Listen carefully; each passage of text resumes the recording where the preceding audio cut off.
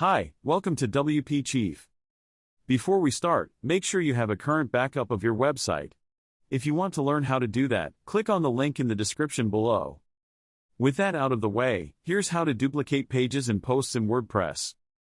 To get started, we have to install a plugin to help us with copying posts and pages.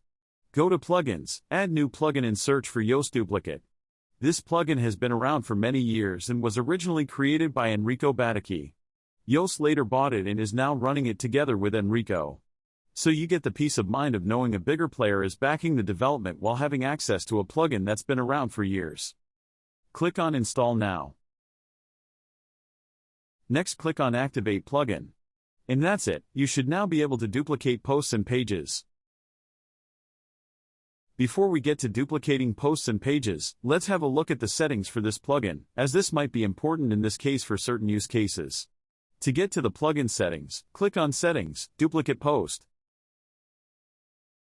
In the first tab you can pick what parts you want to copy over into the new page or post. In tab 2 you can pick who is allowed to copy posts and pages and what post types you want to make available to copy. In the final tab you can set what options to show when hovering over an existing post or page. To the important stuff, to duplicate a WordPress page, go to Pages, hover over the page you want to duplicate and click Clone. Depending on the settings, the plugin will then create a new draft version of that very page for you to start working with.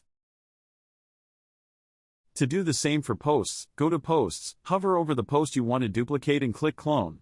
Depending on the settings, the plugin will then create a new draft version of that very post for you to start working with. If you are using custom post types, go to Settings, Duplicate Post and click on Permissions. There, make sure that the custom post type is ticked and click on Save Changes. That done, you can then go to your custom post type section, hover over a post and click on Clone. That's all there is to know really. You can, of course, also use any of the other available plugins. I personally got to like the Yoast plugin, so I stick to this one. If you found this video helpful, subscribe, and check out our other videos.